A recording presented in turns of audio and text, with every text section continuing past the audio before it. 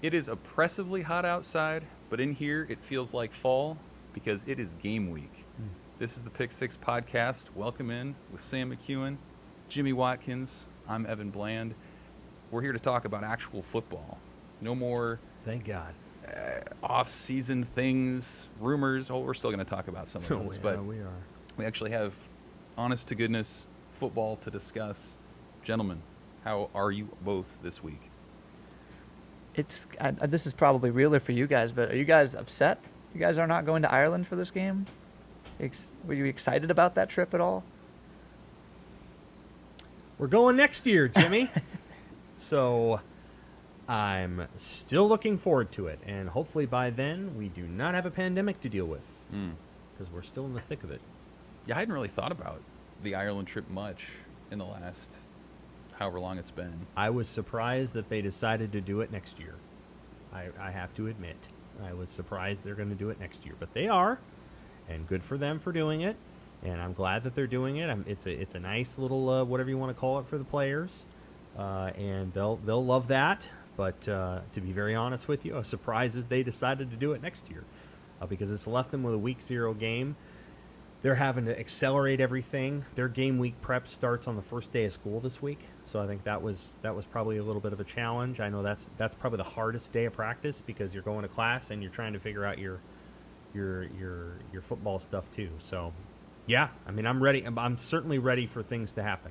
Yeah. I'm really ready for a season because I think we know a lot about this team and we've learned a lot about it, and we're at that moment where it's time to see what happens. Well, let's dive right into it here. Our big red idea this week, sometimes you have to dig a little deeper. Sometimes it presents itself this week. Pretty obvious with the news coming out. We're recording this on a Tuesday about the alliance between the Pac-12, the Big Ten, and the ACC. I guess real simply, what does this mean to you guys? How does it affect Nebraska and the Big Ten? And how do you kind of put it in its place with college football this year or moving forward? I see it as a check in power to the SEC, who obviously added Oklahoma and Texas last month and became immeasurably powerful in doing so. USA Today did a story that said that they could end up making more money than the NCAA. So as long as everyone is participating, active members of the NCAA, it's probably a good idea to have something that limits the power of the SEC. It's a vote number. It's, as Trev Alvarez put it, for Nebraska, he said last week, it's a seat at the table. It's an opportunity to be a part of the discussions on how the sport's future is going to be shaped. And I'm not so sure when Trev said today that it's about 3 conferences with like values. I don't know how you can get 41 schools on the same page, except, of course, if all 41 of those schools are saying, hey, less SEC, more us. I think there was a moment, over the last 3 or 4 months where a couple of things fell into place, Seven.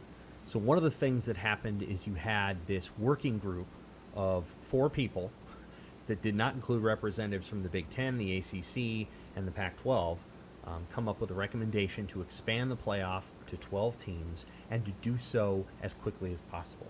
By doing so as quickly as possible, it would guarantee that ESPN would retain the broadcast rights, the exclusive broadcast rights to whatever expanded playoff happened to when they signed the contract again. That was one piece. The second piece that came into play was the SEC commissioner talking about how maybe the NCAA just needed to go away. And there was this notion of the NCAA isn't responding fast enough. He dredged up some interesting critiques about the way the NCAA handled certain things that I think were a little outsized in the criticism of the NCAA over the NIL or whatever. And so he dragged those out, and he spoke very specifically to media outlets. And then you saw Oklahoma and Texas leave the Big 12 for the SEC. And then you heard the rumor from the Big 12 saying that ESPN is trying to do an end around and destroy the Big 12 by getting the AAC to call Big 12 school members and try to get them in it. I think when you added all those 4 things up, I think the ACC, which has a Big 10 athletic director as a commissioner, in Jim Phillips. The Pac-12, which is a brand new guy from Las Vegas, who was in gambling before now, and Kevin Warren, were like, enough. We see where this is going. We see that the landscape is going to be completely flattened into some sort of weird super league that a lot of people, I'm not trying to, generalize your age, but a lot of people your age and younger really want, but a lot of people who run these universities and these conferences do not want. They don't want that. They don't want the EPL of college football. They don't want it. Maybe that's what millennials want and Gen Z wants, but they don't want it. These people are older, and they like the college model the way it is with the conferences and the Rose Bowl and all these other things, and so they wanted to keep that. And you have these three conferences that have binded together. They didn't sign any contracts. No.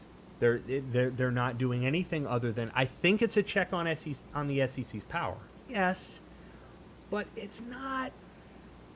The presumption is that it's a check on SEC's power, and it's a total power game, and that's what a lot of the media runs with that. You heard that all today, and the media has a bad habit of turning everything into a power contest. Everything is about power and money and power, and anybody that wants to withhold any little vestige of the past, no, that's not the motive. The motive can't be to conserve anything.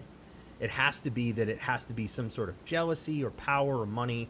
What we're going to learn over the next 6, 7, 8, 10 months is whether or not these three leagues banded together to preserve something and protect something, or if it indeed is just a power play.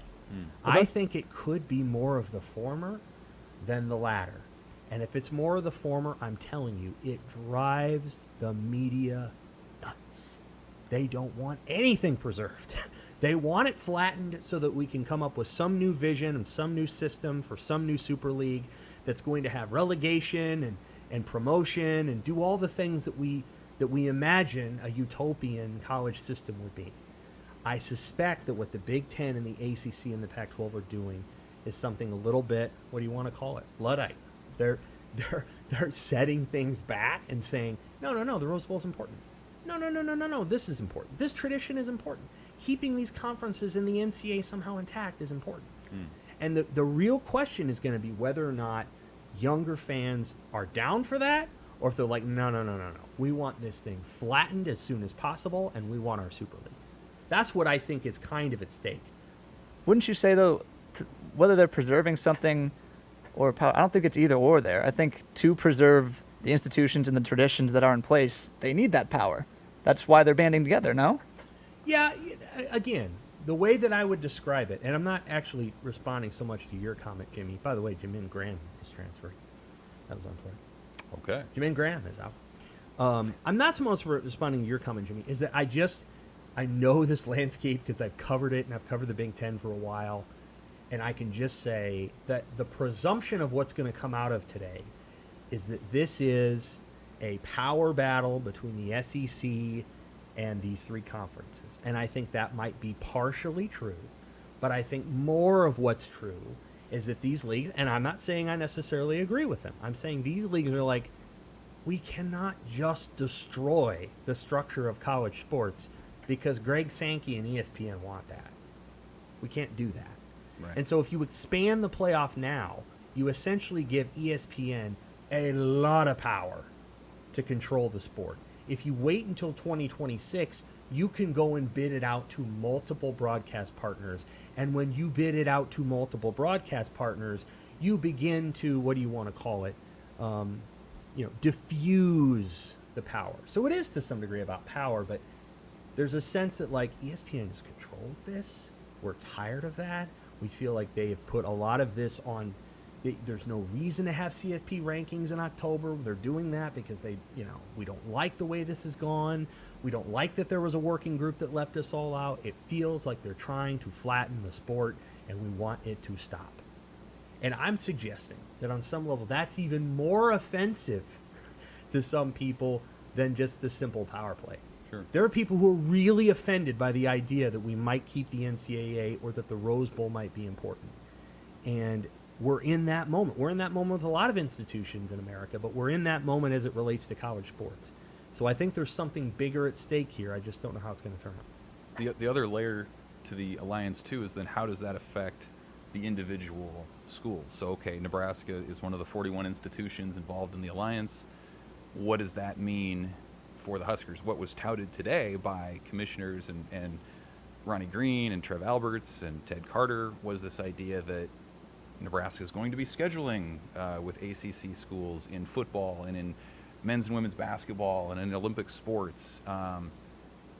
What I think is interesting from that perspective then is what do you do with the football contracts that you have scheduled out 8 to 10 years? Nebraska is supposed to play Tennessee, I think, later this decade, right? Mm-hmm. So what happens with that? Is that do you nuke all that? Do you start over? Do you honor those contracts? In which case, that component of this alliance won't come into effect for 10, 15 years.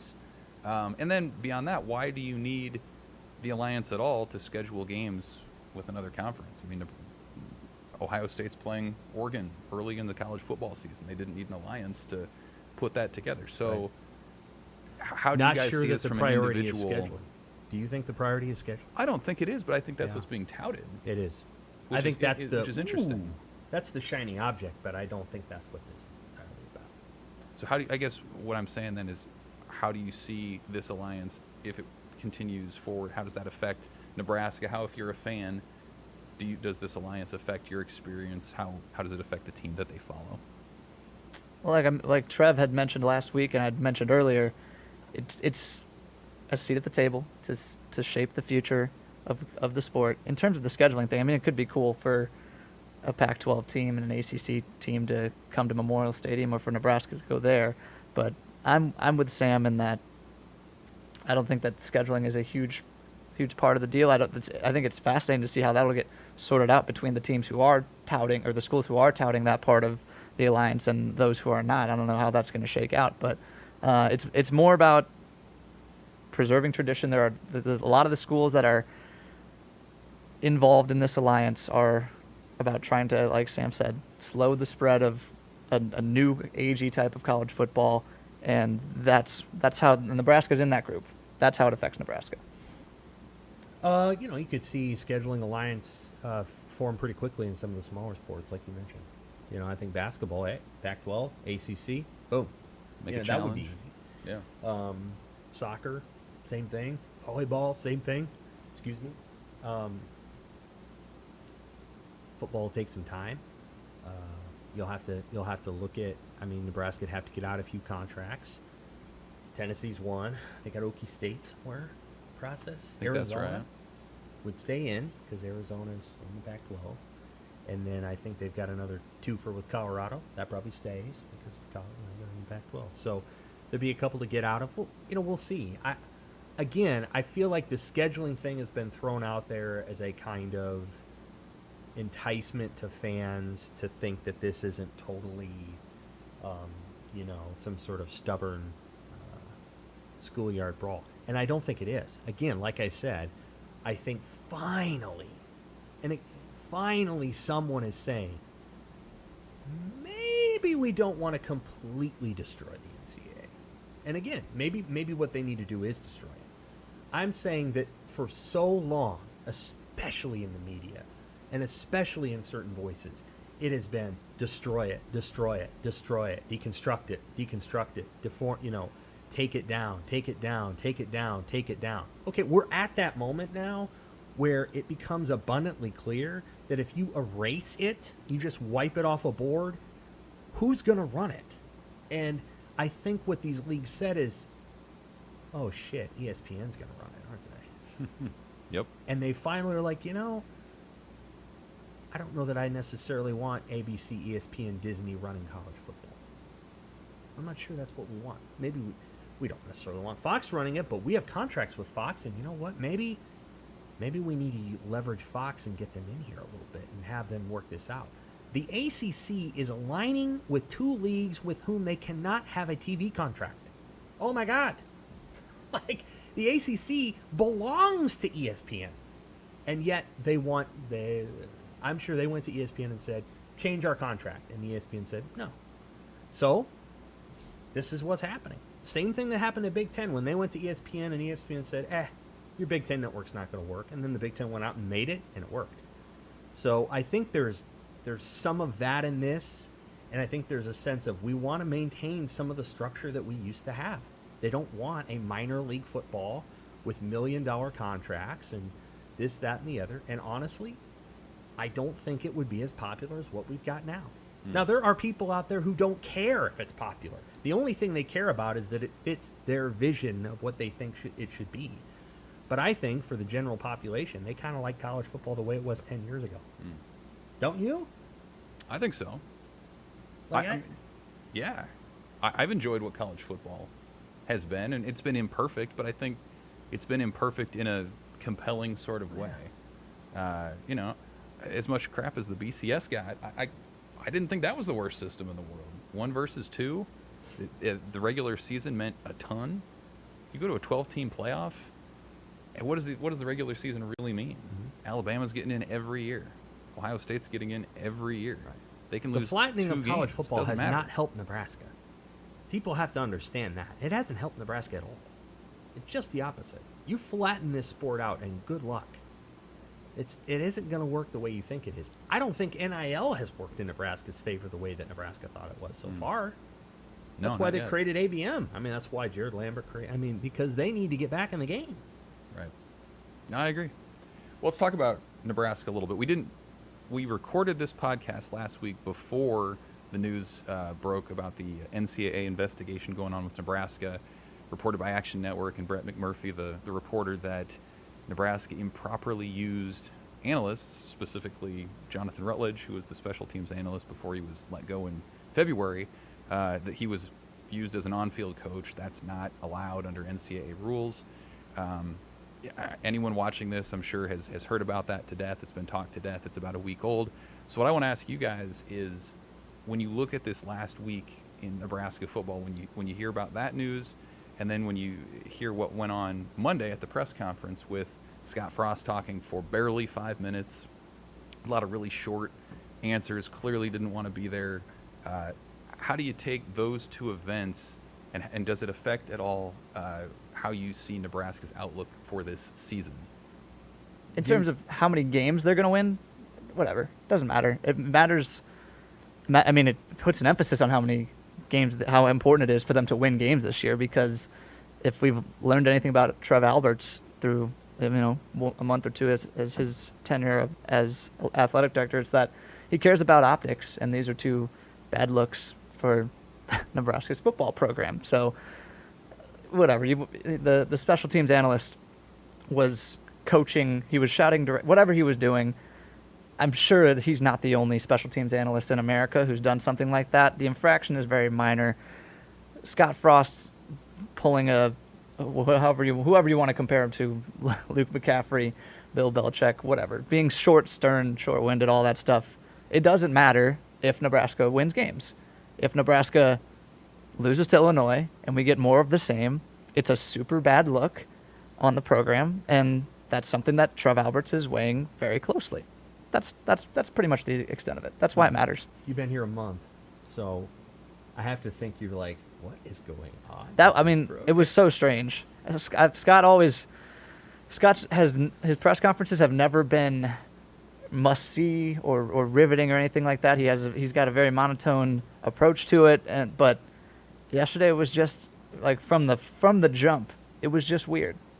It was just weird and got progressively weirder, and I don't understand why. Yeah. I think it could be that he's trying to take a little bit of pressure off his team. It could be that, he is in a kind of, all right, you know what? If this is the way it's going to be, then this is how I'm going to be mode. I think there's probably a sense of urgency within the program. I think, Scott's probably at a moment in his career here where he knows I want to put this a different way. I think that Frost is probably at a moment in his career at Nebraska where he has to win for himself. Like this, It's not about saving his job. He could go 5-7, and they could say, "Would you like to come back for another year?" And I think it would be like, yeah, I guess. Like this sucks. Like this isn't what he wants. I mean, he wants to win very badly. He wants the best for the players. we always think about how we always process losing through the prism of our own brains and what the fans think. But sometimes you have to remember what the coaches feel. And I think Frost needs to win. He needs his team to win for his own happiness. If they lose on Saturday, I think that's going to be a real downer for a lot of people. And it's going to be hard to go into that locker room and be able to go, all right, guys, well, hey, you know what? One game. Let's go play Fordham.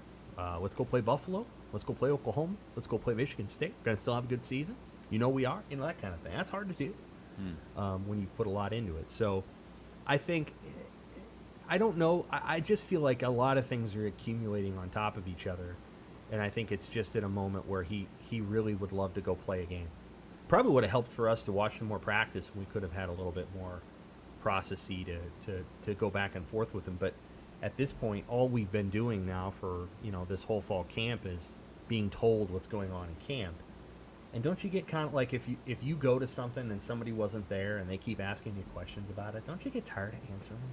Sure. I mean, you're very limited in what you can say. You can't add a lot of color other than parroting what you've heard. He can add what happened at camp, but I'm saying that my point is that when you go to an event, you personally, and you go see it, and then somebody asks you 25 questions about what you just saw, what you want to be able to say to them is, well, you probably should have just went.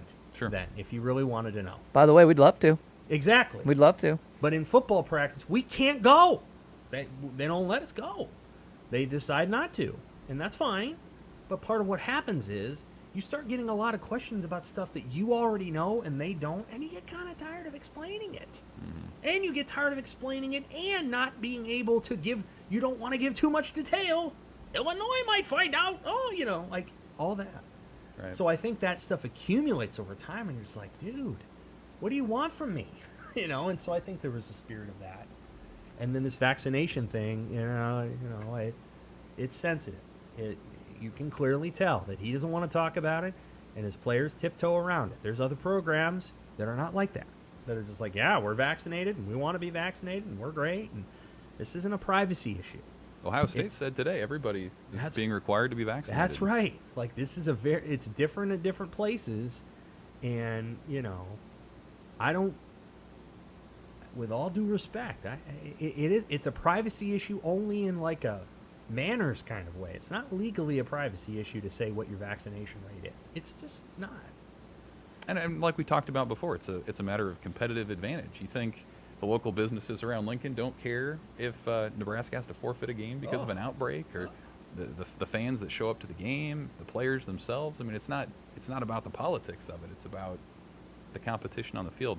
The other thing I'd add too about what has happened this last week is, in and of themselves, the NCAA investigation, the Short Frost press conference, don't move the needle a ton. But I think when you start to see this trend of just, missteps by the program, whether that was how they handled looking into rescheduling or taking the Oklahoma game off, or the jersey reveal, or whatever else, it just feels like there's this trend that has become all too consistent within the program where they can't handle the little things. And as we've talked about before, if those are the things that are tripping you up, then what happens when it's 3rd and 2 when the game's on the line, or what happens when you have to not turn the ball over? And so I think that some of what has happened in the offseason, it certainly doesn't relate to the games, but I think some of it adds to this kind of sense of unease that, man, there are a lot of missteps going on over here.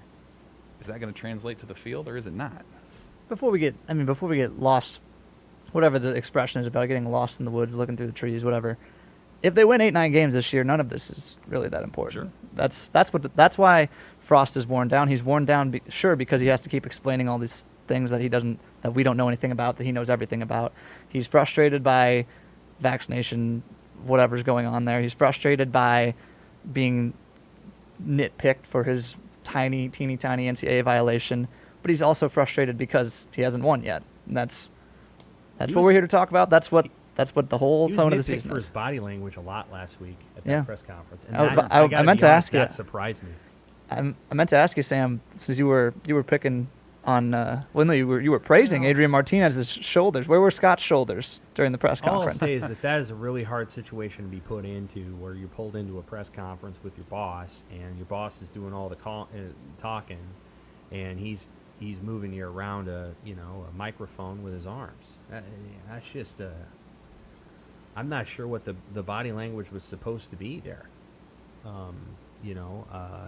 That's a tough deal. I can understand wanting to do it, and I think it provides a united front. But at the same time, I'll just say that I talked to more people about his body language in that press conference than I ever thought I would ever talk to about that. And then I've heard from more people about yesterday's press conference for the same thing. And I'm like, guys, I've done a million of these now. It ain't that big of a deal. It's human nature. It's human nature. And I think people have gone in hard on him on this stuff without recognizing. And I think you guys, you definitely know that I'm not an apologist for Scott Frost. Sure. He's conducted 60-some press conferences pretty professionally since he's been here. Yeah, I would agree with that. He hasn't gotten out of control or He's been pissy thoughtful. or bitter. He's praised players. He's allowed us to talk to his players and his coaches. He's never been one of these guys that didn't act like the players and the coaches couldn't talk. They can. They did. Mm-hmm. They did today. They did yesterday. There have been players were really good.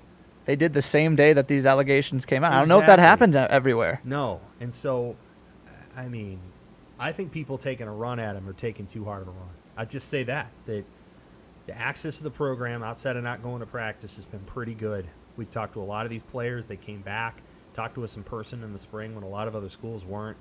I think Scott's been pretty darn good in that way. And if he's a little whatever, I understand that. I get it.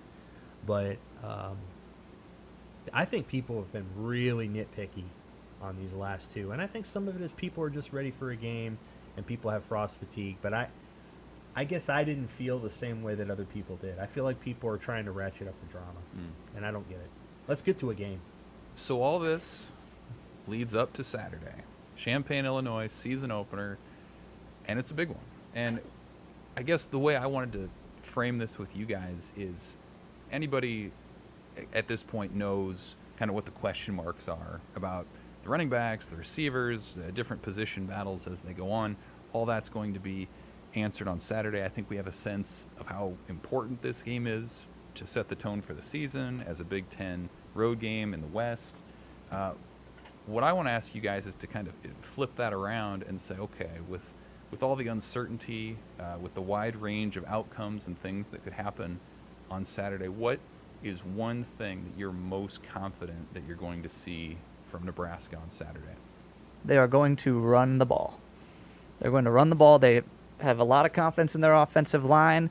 We don't know who the running back's going to be, but we know they're going to run the ball. We know Adrian Martinez is going to run the ball. That's been the case for, this will be 4 years now. And Illinois is not particularly equipped to stop them from running the ball.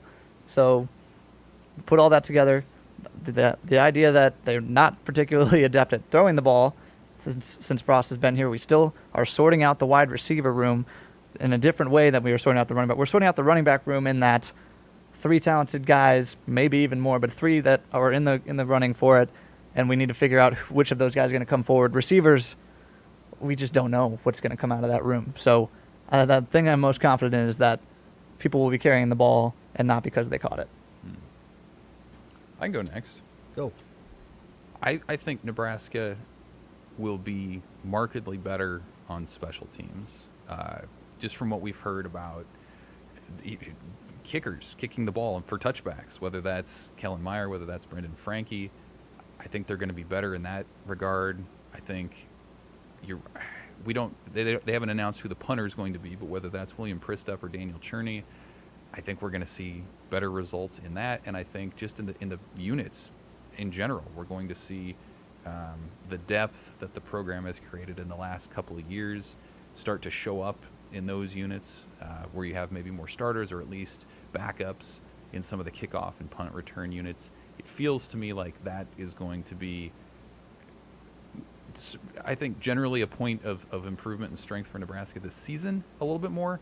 but certainly in the opener against an Illinois team that hasn't been great on special teams historically and is coming in with a new coach, I feel like that's going to be something where Nebraska has an edge on Saturday. I think the run defense will be good. It was pretty good at the end of last year. I think it'll continue to be good. And I think we will come out of Saturday's game, regardless if they win or lose, saying, pass game didn't look too bad.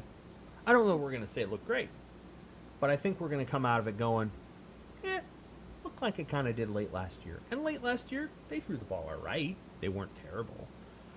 I think it'll look like that. And so they've had a lot of games at Nebraska where it was rough in the throw game. Mm-hmm. I think they'll be pretty good. And I agree with Jimmy. They're going to run the ball and try to run it and establish their will and all that. But, when they pass it, I think I'm going to guess 20 passes, and I'm going to guess 15 completions. Maybe not for big yards, but we'll be like, yeah, that looks competent. That's what I think. And this isn't official prediction for the game, but what's your level of confidence that Nebraska wins on Saturday? 10 being extremely confident, 1 being not at all. I mean, we got to be an 8-9 range. And Illinois is working in a whole new. They're doing the really hard thing to do, which is to jumble a new coaching staff with players that are not necessarily groomed for the system that coaching staff wants to run. Illinois was not particularly good last year, and their talent reflects that. Whereas Nebraska maybe had an underperforming roster. They had the talent that maybe just didn't live up to it. Nebraska has more talent. They've got an enormous advantage with their coaching continuity. Yeah, Illinois got a bunch of super seniors, but they're dealing with a lot of new as well. If they lost that game, I would be very surprised and I would be very concerned. I'll go in the 6-7 range. Oh wow! For Nebraska to win. Illinois beat Nebraska last year. With Luke McCaffrey. Sure. Brett Bielema is an accomplished coach who knows how to beat Nebraska. I think he has older guys who could do it. But really it's more, I think my hesitation is more on the Nebraska end still, in sort of the prove it kind of mentality, where they haven't shown that they can avoid the turnovers and avoid the penalties and avoid just the funky things that have happened to them in a game. And so while I agree with Jimmy that all those other pieces, the continuity, the talent is there for Nebraska to win by a lot, or multiple scores perhaps, I need to see it before I can feel confident that Nebraska can roll anybody at the Power 5 level, certainly. So I'll go 6-7 range. I'm with Evan. 6-7's high, right? 60-70%. Yeah. Pretty good rate. I think they're going to win the game. Always a possibility that they stink early. I think this team plays better on the road than they do at home. They haven't had a great road winning record, but some of that's because they haven't played a lot of rummies on the road. Mm-hmm. They've played most of those at home. So, South Alabama and Northern Illinois, and what was the team they played in 2018? Bethune-Cookman. Right. Those are 3 of their wins. Anybody would have beaten them. So, I think they're a little bit more dialed in on the road most of the time, and I think they'll play pretty well. So the games that worry me a little are always those like, this is a game Nebraska should win. It's at home. They just fart around for a half like they did with Illinois, and they lose. I think they'll be pretty locked in for the season. So we're going to get to season predictions and things like that here shortly. We're going to have a little fill-in-the-blank segment here, though. So we're going to throw out a few different things, fill in a number or a name as we kind of project Nebraska's season here. Cool. So we'll start big picture first of all. A successful season for Nebraska equals blank wins. I will say 7.5, which is obviously not a real win total. But if you win 7 games, that means first of all, you're going to a bowl game. Maybe you even won a bowl game if you went into that bowl game 6-6, which is something they obviously haven't done before. So it's more success than they have seen. The half comes in where you can't just be, because the 5 losses, we all know what the 5 losses are. It's the games they're supposed to lose. It's Michigan, it's Wisconsin, it's Iowa, it's Oklahoma, it's Ohio State. But if you can, the half is, can you stay close in one of those games? Can you show some fight? Maybe you hang in for 2.5 quarters in 2 of them. Show you it's a depth issue. They just have more 4 and 5 star guys, or they can last a little bit longer than you in those kinds of games. You got to show some fight in the games that people are going to be paying the most attention to as well. 7. Yeah. Go. Same. 7. I think there's a lot of context you could put into who those 7 are, but if you win 7, you're beating one of the teams Jimmy mentioned, which could be Michigan, could be Minnesota, could be Iowa. That would be Most of something. all, you're avoiding bad losses. Right, and you're going to a bowl game, which would be a milestone for this program too. Yeah, I think 7 is the one. Running back with the most carries in 2021 for Nebraska is? I will say, Evan gave me pause on this before we started recording because he reminded me we've been hearing Savian Morrison's name quite a lot in recent weeks. I'm still thinking Marquise Stepp just because he's got the most experience of that group. Clearly there's some pedigree there, former USC guy. And it makes the most sense for the coaching staff to rely on a guy who has some modicum of on-field experience. I'll go with Stepp, but Morrison is beckoning in the back of my mind. Adrian Martinez. It's not a running back. Adrian Martinez! You have wouldn't one it of be those great- every podcast where people need to dial it down because you're going like 2 octaves up there. That's good. I know. That's good. Isn't it? I'm gonna go with Gaber. I don't think he's gonna be the starter. He may be the starter on Saturday, but yeah, I think Gabe's probably gonna be the guy that's the steadiest. Stepp's got to stay healthy, and I think Irvin can run through between the tackles. I think we'll see all 3 of them on some level.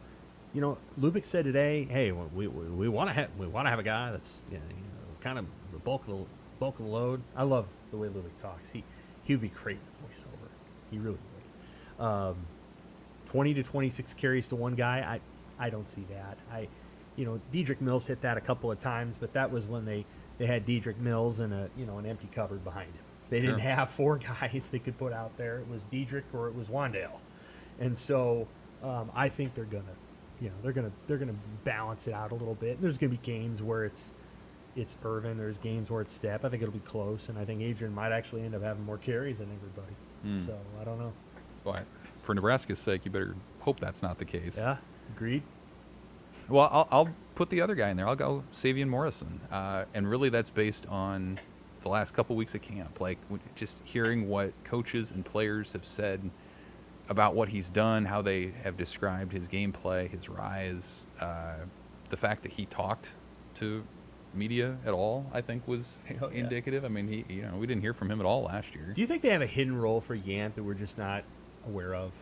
He could be that goal line guy. Do you think that they've just kind of like, we're going to play this guy, but we're going to act like we're not? And then all of a sudden they get into the game, and it's like late in the 3rd quarter, and Yant comes out there, and he's trucking guys right and left, and because that was the fan favorite. The fans wanted this guy. He was fun. And then we haven't heard anything about him in training camp. We've heard about all of these other guys, and I was a little surprised. We even heard Ramir Johnson's having a great camp, and I'm like, yeah, that's good.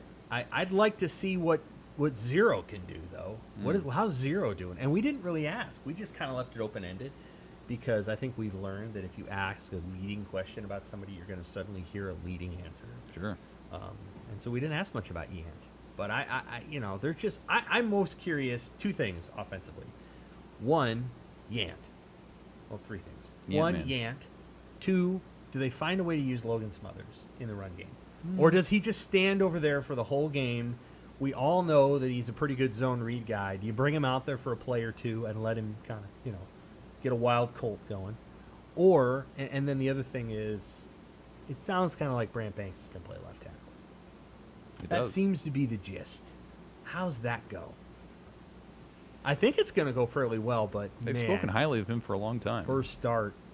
That's a lot. Big Ten game. Illinois has, Big Ten pass rushers. I wouldn't call them elite, but that's a lot. It's a lot to put on a guy. Let's stick with the offense and say receiver/tight end with the most receiving yards in 2021 is? I'll say Austin Allen just because it's a known commodity it fits their shift to more of a power attack. You're going to have more 2 tight end sets on the field. He's the guy that you trust. He's their leading returning receiver, which isn't saying much, but he is. And it's more of a, I got to see something for the wide receiver from the wide receiver room to be able to even make an educated guess.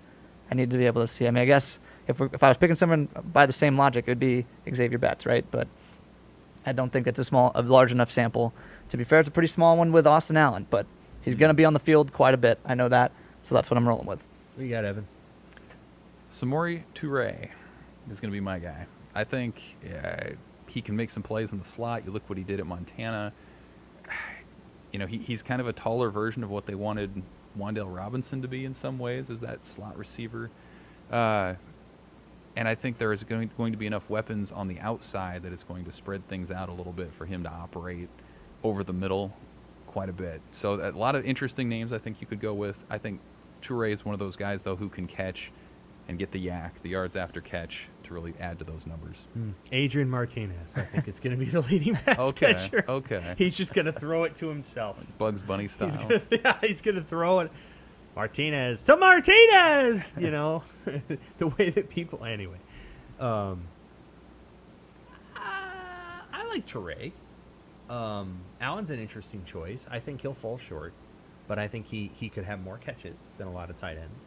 Let me just throw out the option of, from a yardage standpoint, it may not be Toure, because he's probably gonna be a guy that kind of catches those little 9, 12 yarders, and maybe there's a guy on the roster who catches the big ones, and maybe inches him out at the end. So I think Omar Manning's somebody to watch. I think Oliver Martin is an interesting player. I don't know what they're gonna do exactly with him. He's got a lot of ability. He's so quiet that, like, he doesn't really insist upon himself, and so you're curious to see. But, you know, when Lubick said today, he hasn't missed a rep since he got here. Wow. There's something about that guy, and I think he has been, because he had this weird, you know, Michigan, then Iowa, and then coming to Nebraska as a walk-on. I think he's been classified as a Cade Warner, Levi Falk, Yeah, there's a stigma to Wyatt it. Yeah. Lever player. I think he's better than that, because I think he's a better athlete. He's an elite athlete. He's a two-sport athlete who's elite. And I think we've kind of forgotten that because of the way he came to Nebraska. If he was just a freshman who came here, we'd be like, that guy is going to be really good. Look at his 4-star ranking. We forget that he was a 4-star. But I think he could have a good year. Last one on this is a defensive question. The sack leader for Nebraska this year is who? And Nebraska gets how many sacks overall? So for perspective, their last full season, Right. 12 games, 2019, they had 27 sacks. You go back a few seasons before that, 25, 14 in 2017, 26, 24, Yako. 29, and then in 2013, that was their last great sack year, 38. They've never been terrible with sacks. I mean, 26 isn't terrible. Middle of the pack, yeah. Yeah. 60, 70 range in the nation. Other than the Diaco year when they were hideous. So who do you think the sack leader is, and what do you think Nebraska's sack total will be? And I'll toe the line. I don't think it's going to be an exceptional sack year. So mid to high 20s is probably a safe sweet spot for them to hang out. As for who it's going to be, I feel kind of similar with the way I feel about the receivers. Kind of a dart throw. I'll say Garrett Nelson, just because the outside linebacker spot is where those sacks are supposed to come in 3-4, and he's going to be playing at that spot quite a bit. So that's all I can do is throw a dart. And go with Feldarius Payne. I mean, he was not a guy who got a black shirt this week, but he's kind of, that's why he's here, is to pressure the quarterback. You look at what he did in junior college, at a high level in junior college. He was getting 4, 5, 6 sacks a season, and coaches have liked. He's so different from a lot of Nebraska's other pass rushers. He's elusive in tight space. He can contort his body in such a way that he can get to the quarterback in ways that other Huskers just can't do, because they're just not physically built the way that he is. So I think it'll be Payne.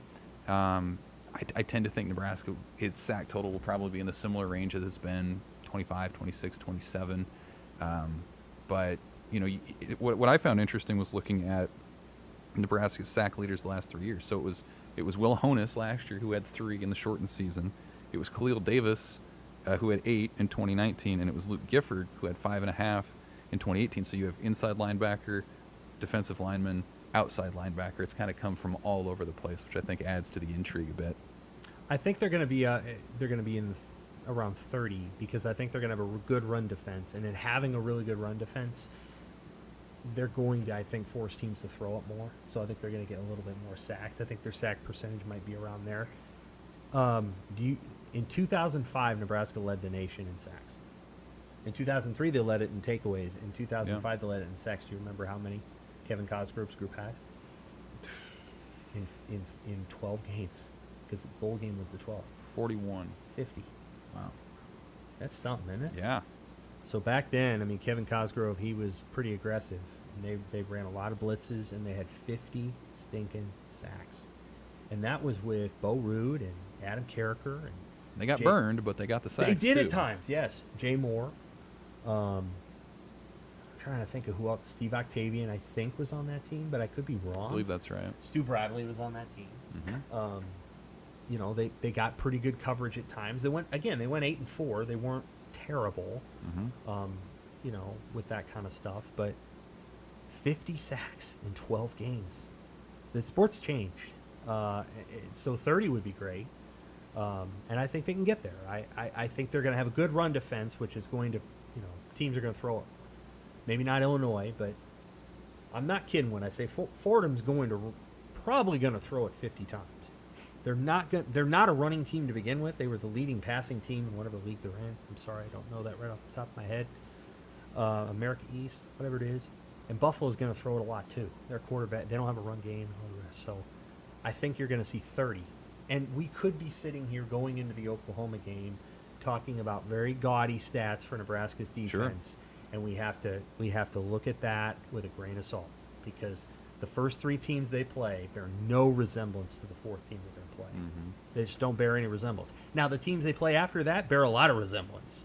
So I think it could be a really good year for Nebraska's defense, but Oklahoma is a whole different test. To your point about the good run defense translating to sacks, it's not just the teams would have to throw the ball more, it's that they would have to throw the ball more, and Nebraska knows when those passes are coming. You get into 3rd and long, you can pin your ears back and get after it. So that's an interesting point you made there, Sam. I didn't consider that beforehand. I'm an interesting person. Well, let's get to the season predictions. So we're just a few days away from kickoff. 12-game regular season on the come. What's your record for Nebraska? And then give me 2 swing games that you think will define this season as you see it playing out. All right. I'm going to go first because I'm probably the most optimistic. I'm going to go 7-5. I think I could go to 8-4 pretty easily, but at the same time, I feel like they're going to lose a game that they shouldn't lose. And I am saying that they're a better team than most people think. The swing games for me, if we're excluding Illinois, because it's the first game of the year, it's hard to swing it, right? It's a big game. Sure. So the swing games for me are Michigan State, where they're going to be coming off a loss to Oklahoma, guarantee it, and Michigan, which comes right after Northwestern. If they win both those games, I'm telling you right now, they're going to be 6-1. They're going to be ranked because they have a chance to beat Illinois, Fordham, Buffalo, Michigan State, Northwestern, Michigan. They're going to be 6-1, and people are going to be like, top 25. You know, they'll be getting votes. Yeah, Jimmy. I'm going 6-6. I think it's when you want to orient your style around the run game, controlling the clock, playing defense, you need a lot of other things to go right. You need to sew up those issues on special teams. You need to not turn the ball over. Not like it's obviously always turnovers are always important, right? But you can't afford to, because if you want to control the clock, ideally you're ahead or within a score. You fall behind 14-0, it gets hard. And I need to see more of that before I'm ready to believe in it. I do think the defense will be a strength for them, but you can't run the ball against everybody, especially not right away. And I think that results in some tricky situations for them, especially if you're falling behind and you have to throw the ball a little bit more. We need to see more of that, obviously, out of them. I had the same exact games as Sam, so I will pivot a little bit on one. I think Michigan. Pivot! I will. I do Pivot. think. I do think Michigan State is so crucial because I think it'll be not just a loss, a healthy loss to Oklahoma. Couple scores, if I'm being generous. You can't let that derail all the positive momentum you started with. So you got to come out, take care of business against a team that I think we all would agree they are pretty soundly better than. The other one, I was going to say Michigan. I'll say Minnesota. It's a Big Ten West opponent. It's a Big Ten West contender. If you want to be serious about, climbing up towards the top of that division, that's a team you want to be able to beat. And that's a team that can score the ball pretty well. It's a good standard bearer for where your defense is at. Yeah, I'm going 7-5 also. And, in some ways it feels like it's a leap considering where Nebraska's been the last 3 years. But I think a lot of it is going to be a reflection of who they're playing as much as it is where Nebraska is. And I think Nebraska is a better team than it's been under Scott Frost. I think it's deeper.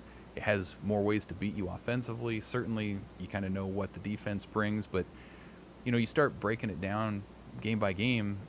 Fordham's not a good team. Buffalo is totally starting over since after the spring. Michigan State was not good. Northwestern, which has always been built on continuity and experience, has neither of those things this year. You can kind of, Michigan is a shell of what it has been.